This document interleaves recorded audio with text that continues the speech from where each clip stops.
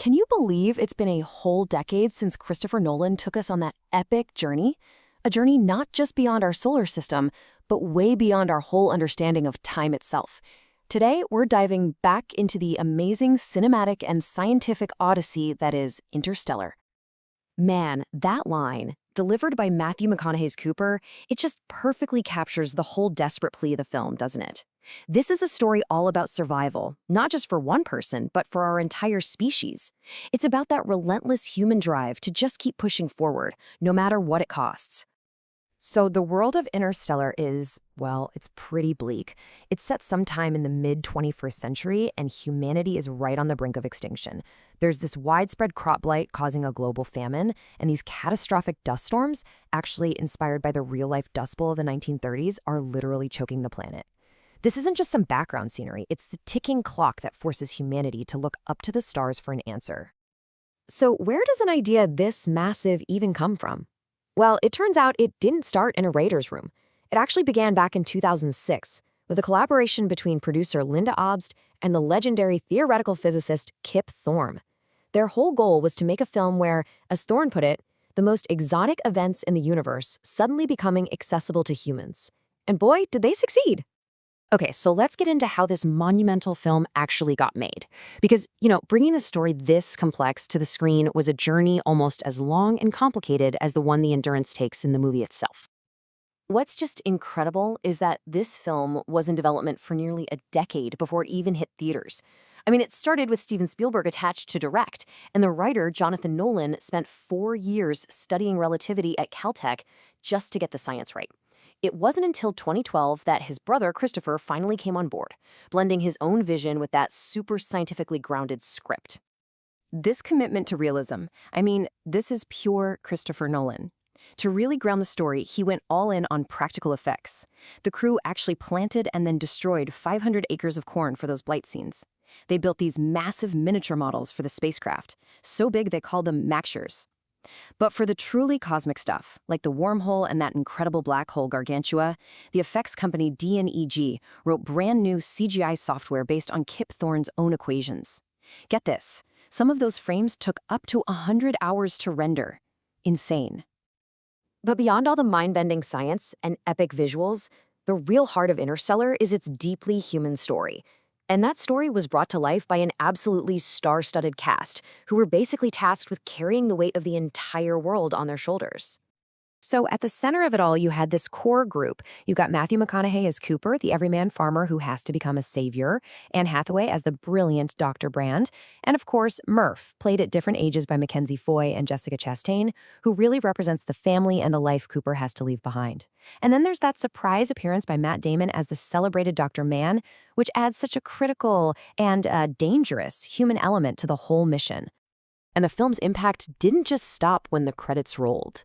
The mission didn't just launch a spaceship. It launched several careers into whole new orbits and totally solidified the star power of others. For Matthew McConaughey, Interstellar landed right smack in the middle of The Reconnaissance.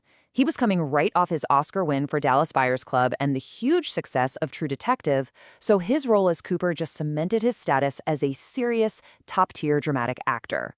Since then, he starred in movies like The Gentleman and lent that iconic voice to animated hits like Sing.